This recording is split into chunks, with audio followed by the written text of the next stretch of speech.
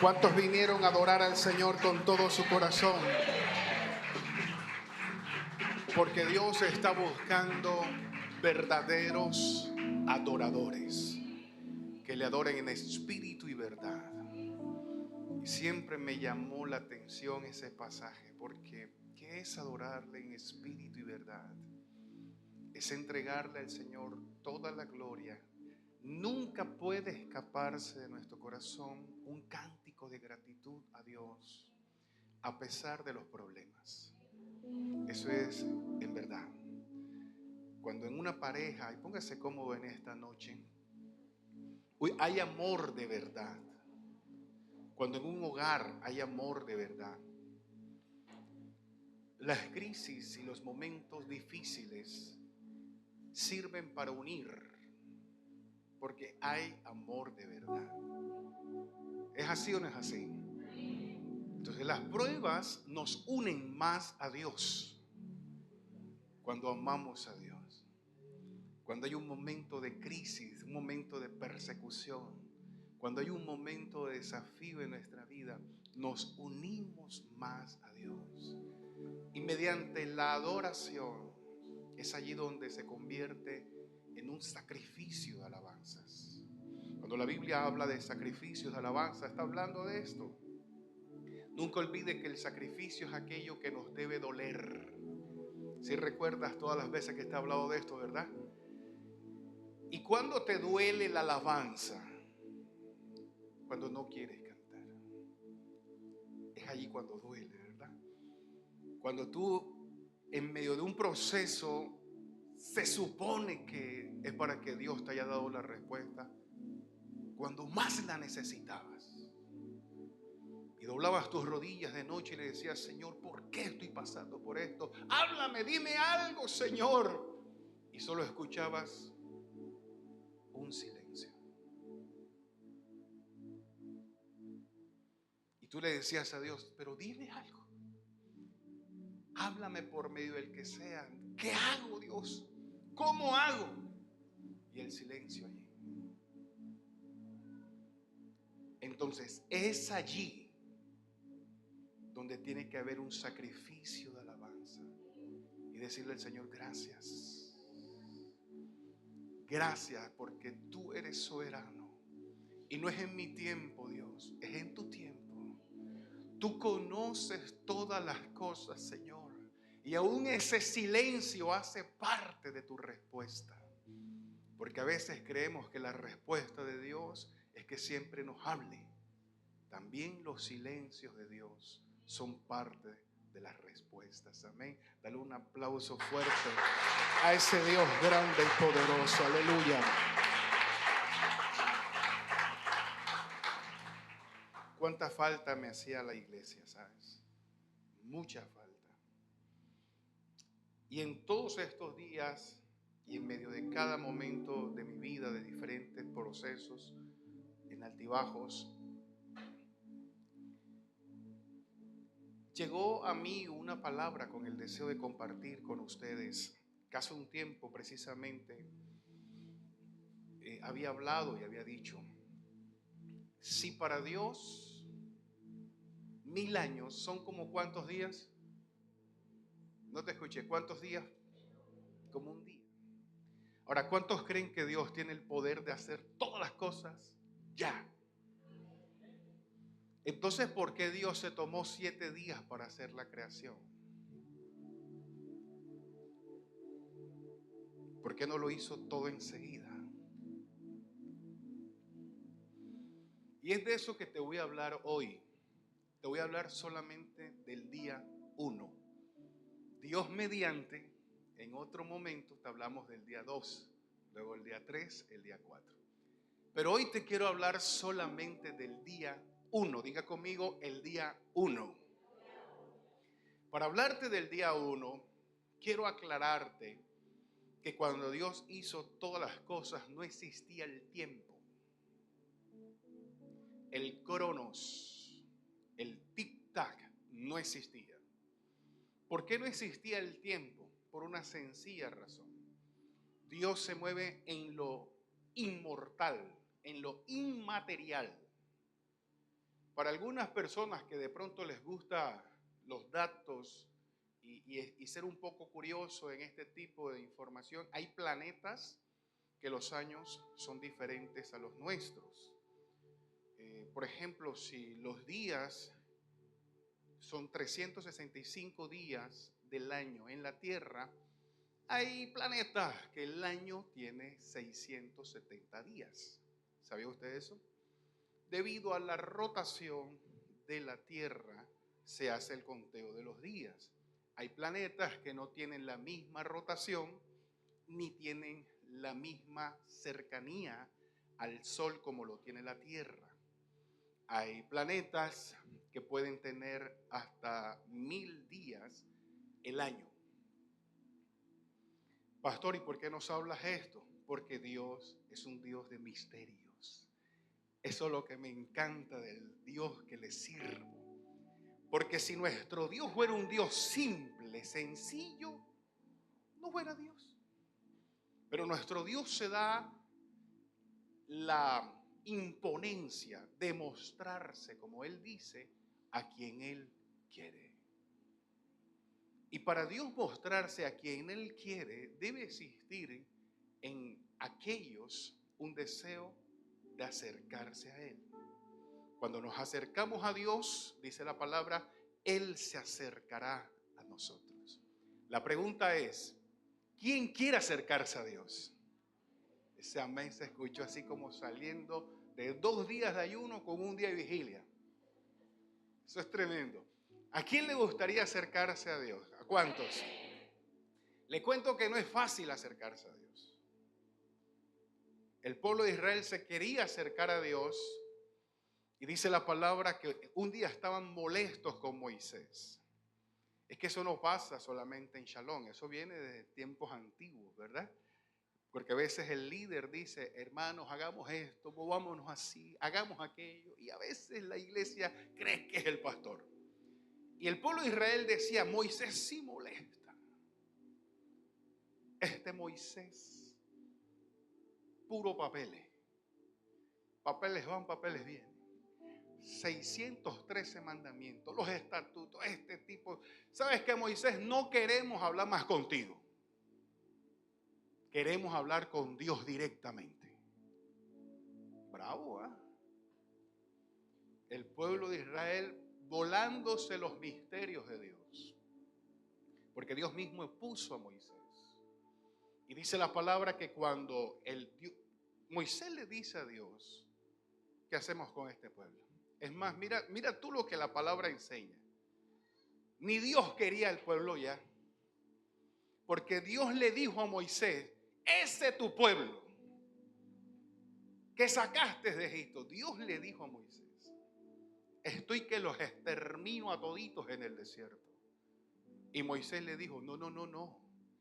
Porque ese es tu pueblo que sacaste tú de Egipto, no lo puedes exterminar en el desierto.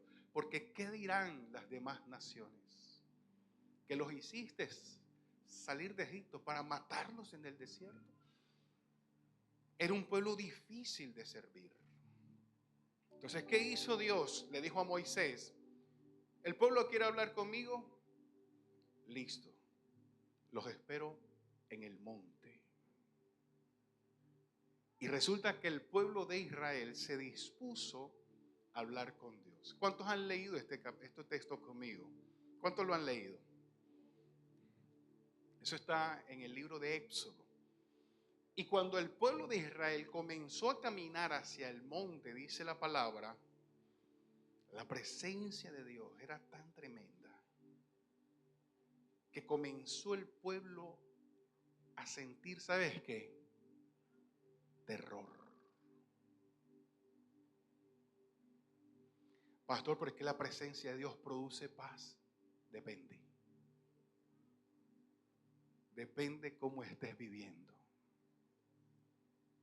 Porque si estás en rebeldía y no eres ni chicha ni guarapo, te produce terror su presencia. Pero si estás luchando, caíste, pero te sacudiste y te levantaste, su presencia te produce paz. Y se fueron los amén. Y el pueblo, cuando comenzó a caminar hacia la presencia de Dios, el pueblo le clamó a Moisés y le dijo a Moisés: ya está bueno, habla tú mejor con Dios, porque nosotros no vamos a poder resistir. Pastor, pero si tú dijiste que no ibas a hablar del día 1, es que este es el día 1. Y ves conmigo a Génesis capítulo 1, verso 1.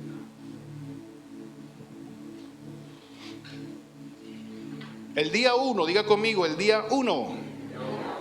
Dios pudo haber creado todas las cosas con la palabra inmediatamente. Pero Dios en el día 1 se dedicó a hacer algo. Y póngase de pie en esta noche si es tan amable. Dice la palabra del Señor en el nombre del Padre, del Hijo y del Espíritu Santo. En el principio creó Dios, ¿qué cosa, iglesia? Y la tierra. Una vez más, vamos todos juntos a leerlo. En el principio y la tierra. Póngase cómodo en esta noche. Miren, lo primero que Dios hizo en el día 1, que a veces muchos de nosotros decimos: bueno, pero ¿por qué es tan difícil ser cristiano? ¿Por qué es tan difícil acercarse a Dios? ¿Por qué es tan difícil tener una respuesta de Dios? ¿Por qué yo le clamo a Dios y Dios no me responde? ¿Qué pasa allí? En cada uno de los días Dios nos está lanzando un mensaje. Y Dios nos está enseñando que si Él, siendo Dios, se tomó un día para trabajar de manera específica cada una de las cosas, ¿por qué nosotros no? Entonces lo primero que Dios hizo, ¿qué fue? No te escuché. No dice la tierra y el cielo, sino los cielos y la tierra.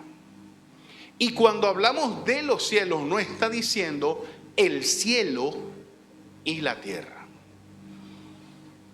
Cuando hablamos de los cielos, está hablando del primer, segundo y tercer cielo. El primer cielo, según la palabra lo describe, es donde se encuentra la estratosfera, todo lo que usted ve, todo lo que usted percibe, las nubes. El segundo cielo es mucho más complejo.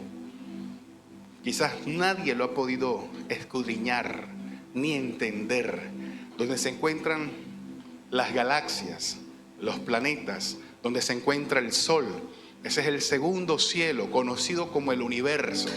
Según la NASA, hay más de 600 y pico de galaxias, y nosotros vivimos en una de las galaxias más pequeñas. Existen gusanos del espacio que se han absorbido estrellas, planetas. Ese sería el segundo cielo. Pero el tercer cielo que la palabra describe es donde se encuentra la creación de Dios, como los seres espirituales, los ángeles y demás. Pastor, pero si los ángeles están en todos lados y Dios está en todos lados, diga conmigo: Dios es un Dios de orden. Dios es un Dios de orden. Por eso Dios, el primer día, lo primero que hizo fue los cielos, porque de los cielos dependía lo demás. Si no hay cielo, no hay demás. Pastor, explícate un poquito más. Vamos a explicarlo con la palabra. Colosenses capítulo 1, verso 16. Colosenses capítulo 1, verso 16.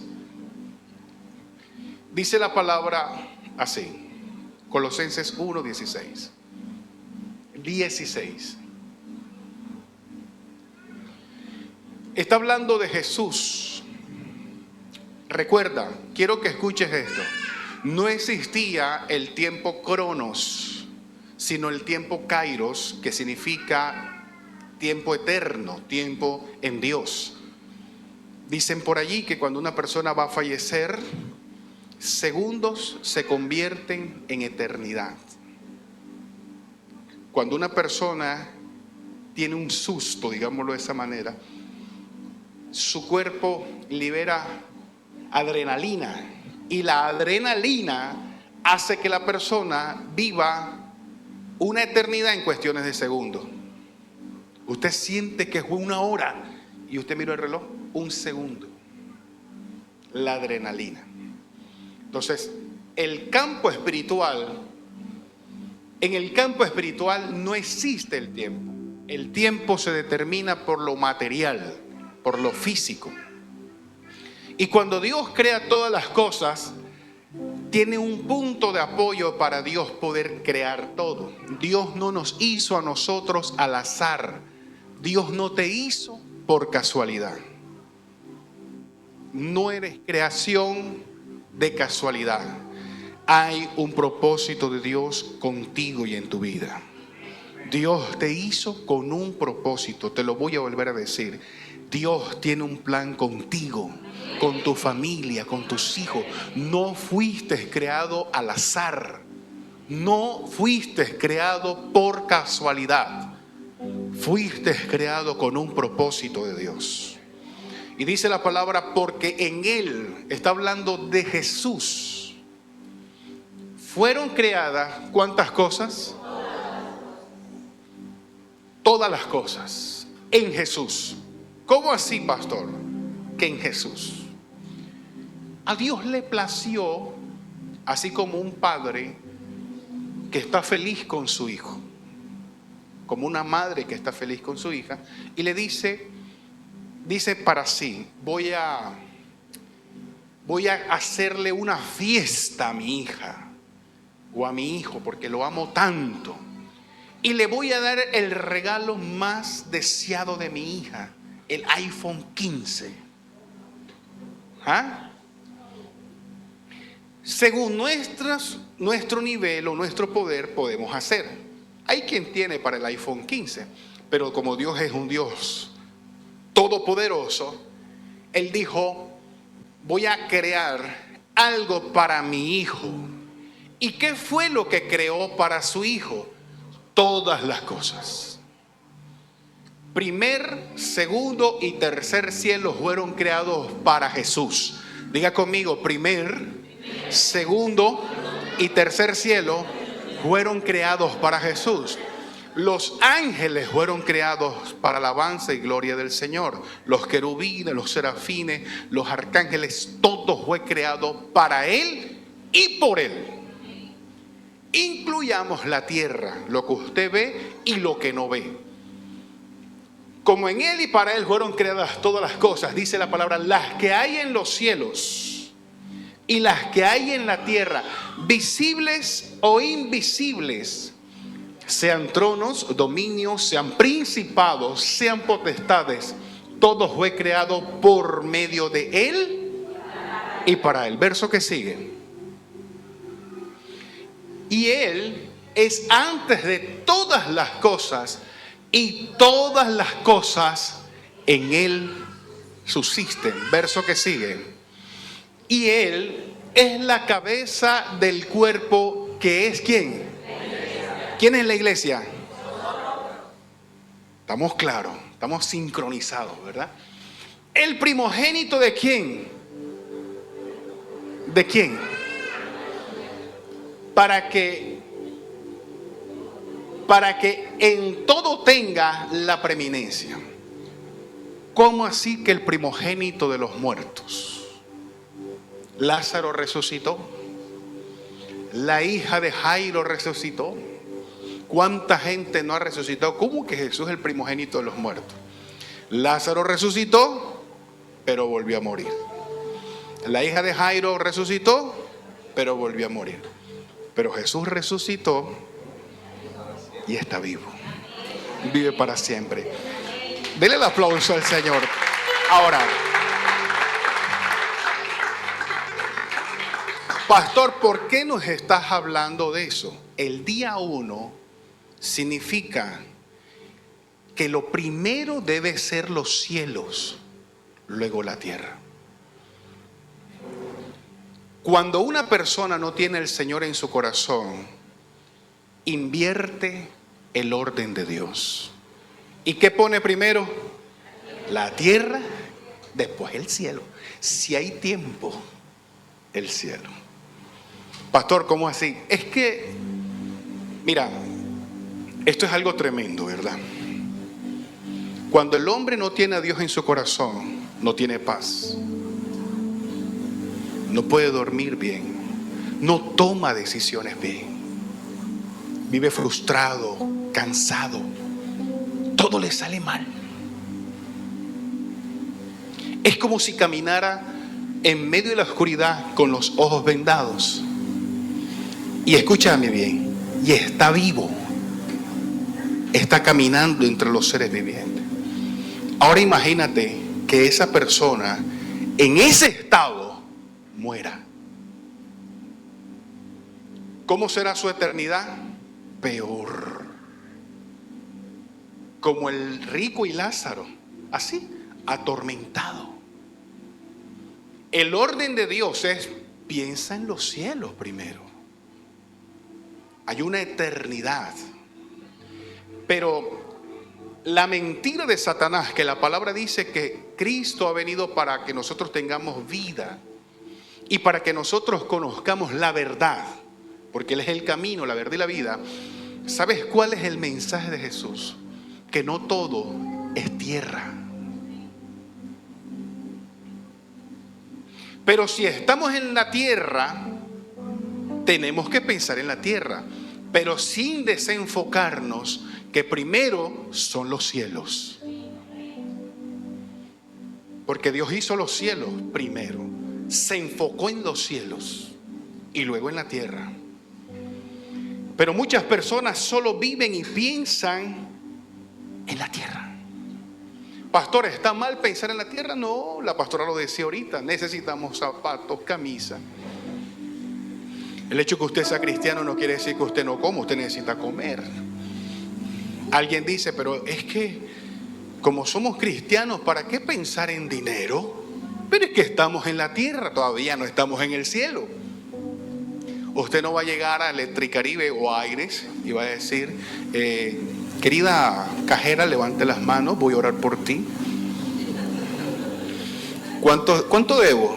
5 millones, Señor. Bueno, levanta las manos. Padre, paga ahora esta deuda. Dios puede hacer el milagro, porque Dios lo puede hacer. Te aseguro que Dios lo puede hacer. El primer mes, pero el segundo mes Dios te dice, ajá, y entonces.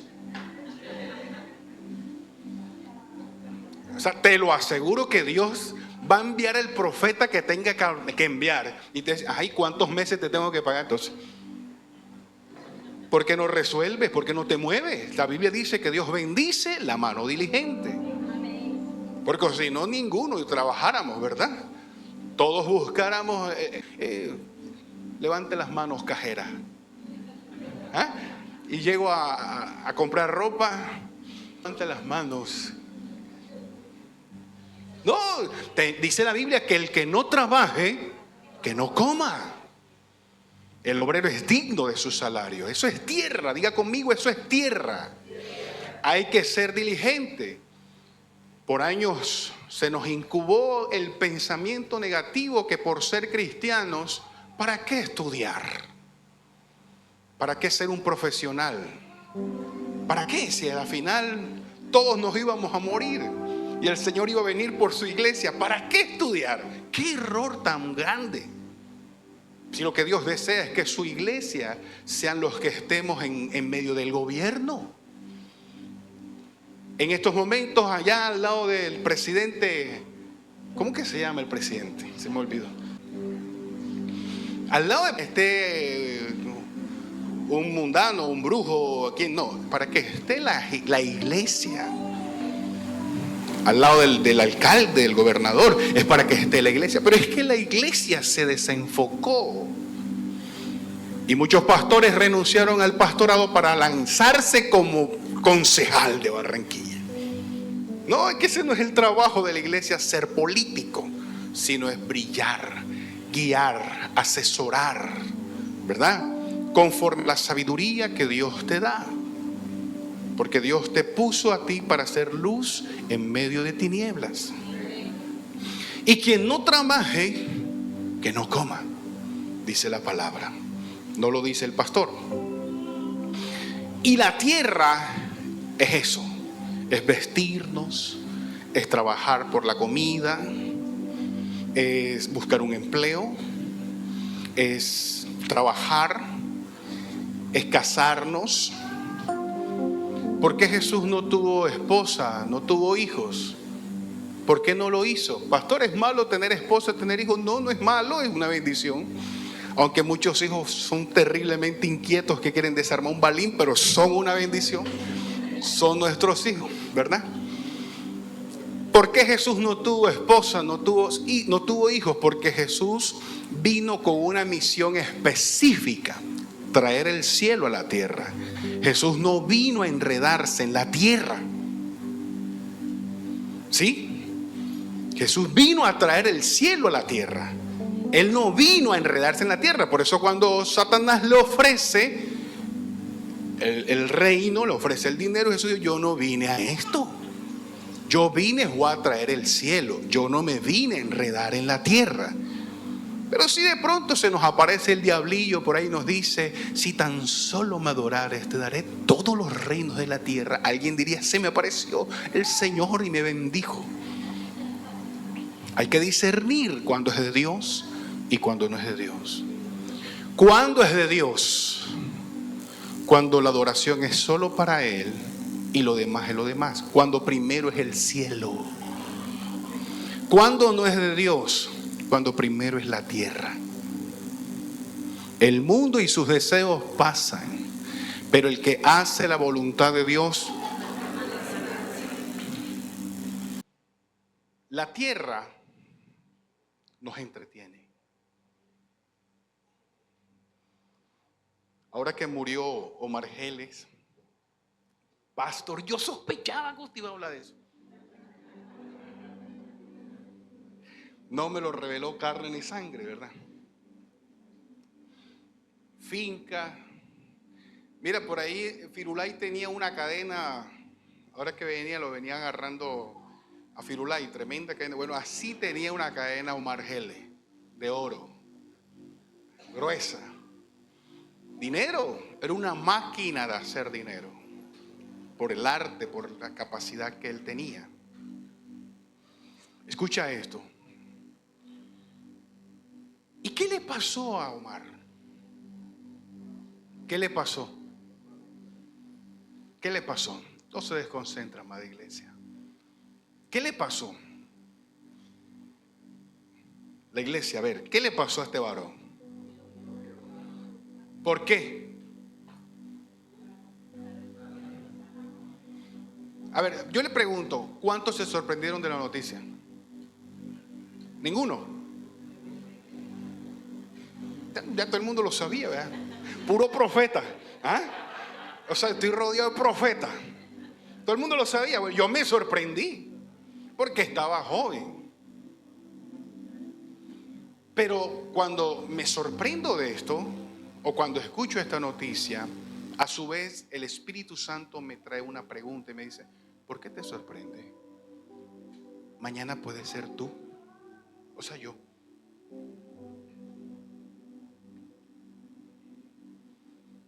Cualquiera puede ser mañana, hoy. ¿Sabes por qué? Porque eso es tierra. La tierra pasará, pero su palabra no pasará. Por eso el orden es cielo y tierra. No puede ser tierra después cielo. La tierra nos enreda tanto y nos hace olvidar del cielo. ¿Cuántas veces miraste hoy hacia el cielo y vistes ese paisaje que Dios te hizo lindo. Y dijiste, gracias, Padre, por la vida y el aire. Pero me imagino que más de uno diciendo, no he pagado el recibo de la luz, Dios mío, son 10 millones. Sí, porque ya con aires uno no puede hablar que 100,000 ni 200, tiene que hablar de millones, ¿verdad? No me han pagado, Dios mío, ¿qué hago? La comida, los zapatos, la ropa. Oye, mira al cielo. Allá en el cielo, esa es nuestra realidad, el cielo. Pero hay algo tremendo. Cuando una persona muere y no tiene a Dios en su corazón, es triste, ¿sabes? Porque en el momento de la resurrección, esta persona resucitará para condenación eterna. Quiere decir que aunque usted y yo estemos en la tierra, nos estamos esforzando para ver los cielos primero. Por eso hoy usted vino en esta noche, a pesar de estar apaleado, cansado, reventado, pero usted vino porque está pensando en los cielos. Y es así donde la iglesia se tiene que mantener, a pesar de las pruebas, las dificultades, a pesar de los procesos difíciles, a pesar que no tengas a veces que ponerte, a pesar que no tengas comida, tienes que pensar en el cielo primero, porque todo es pasajero en la tierra. Aún nuestra propia vida, que dice la palabra que somos como la hierba del campo, que hoy somos y mañana dejamos de ser. Y cuando una persona se levanta, resucita, digámoslo así, en Apocalipsis dice la palabra, al juicio ante el gran trono blanco, hay algo poderoso para aquellos que hemos puesto el cielo primero. Ves conmigo a Primera de Tesalonicenses, capítulo 4, verso 13. De algo le puedo decir yo a usted en esta noche.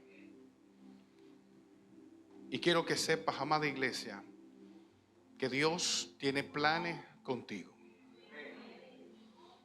Primera de Tesalonicenses 4:13 dice la palabra: tampoco queremos, hermanos, que ignoréis acerca de quiénes.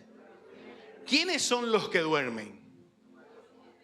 Los que ya no están con nosotros, pero que partieron con el Señor en su corazón. Aquellos que a pesar de estar cansados un jueves, dijeron, tenemos que llegar a la iglesia porque Dios es digno de toda alabanza. Un domingo, a pesar de que hubo invitaciones para playa, ellos dijeron, primero voy al culto a las 5:30 de la mañana, después es más, llego al culto con mi sombrero y mi camisa llena de flores, y después de ahí, del primer culto, me voy para playa, pero primero es el cielo. Entonces, cuando esa persona muere, dice la palabra, duerme. No ignoréis acerca de los que duermen. Hay gente que no le presta atención a esto. Hay gente que dice, yo no he matado a nadie, ¿yo para qué voy al culto? ¿Te escucha esa gente, verdad? O nada más yo solito. Hoy hablaba con alguien que me decía, y escúchame esto, yo no sé por qué en la iglesia piden que diezmo. Sí, así me lo dijo. Pero a mí me agrada hablar con este tipo de personas porque son muy directas. Y esto es bueno porque tú te edificas. Yo prefiero tomar mis diezmos y se lo doy al que tiene hambre, porque así lo dice la palabra. Y yo leí, ¿dónde lo dice? Sí, la Biblia dice eso, pero ¿dónde? No, pero es que lo dice, pastor. Pero dime dónde. Pastor, es que y a la media hora. Y sí, la Biblia lo dice. Porque hay 4 tipos de diezmo. 4, no 1, 4. Aplica para la nación judía. ¿Sabes cuánto está diezmando un judío? no un 10%. Está diezmando un 60% de todo lo que recibe, según esos 4 tipos de diezmos. No uno, son 4. Pero el que ignora, cree que esto es hacer lo que Dios dice. Y yo le pregunto a la persona, ¿tú puedes dar algo que no es tuyo? Eso no es tuyo. Entonces, ¿cómo así, pastor? Explícame. Y yo le dije, cuando tú mueras, ¿te vas a llevar algo? No. ¿Sabes por qué? Porque nada es tuyo. ¿Qué es tuyo? Nada. No he visto a un millonario ser enterrado con su mansión y todo el dinero y de pronto a los 2, 3 días el millonario se lo llevó. Eso no existe. No lo he visto. ¿O alguien ha visto eso? Que algún millonario dijo, bueno, antes de morirme necesito que me consignen todas mis cuentas a nombre de San Pedro. Y de pronto, no existe. ¿Sabes por qué? Porque no somos dueños de nada. Nada es nuestro.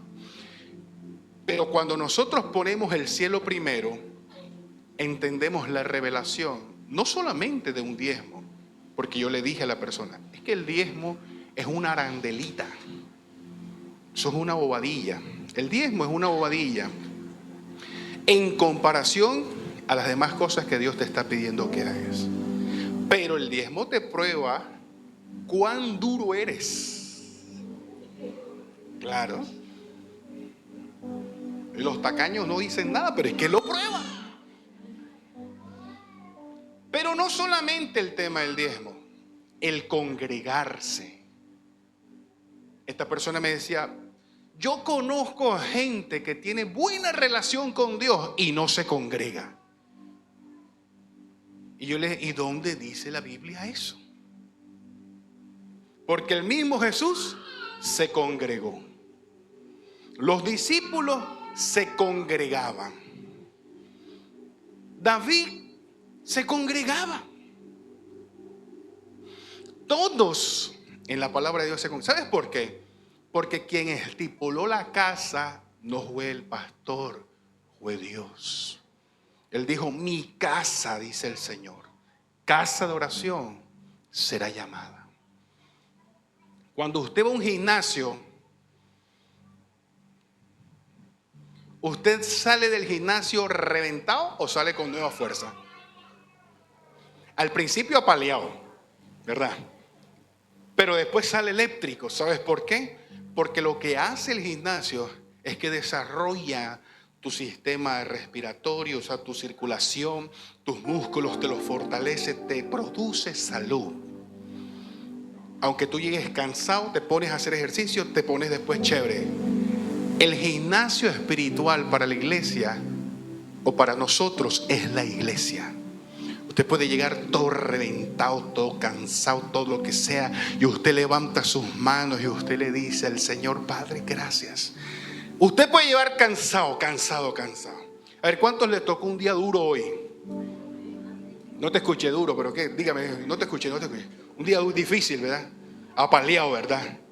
¿Y qué te parece si en medio de esa paliada tú le dices conmigo al Señor, hay una fuente en mí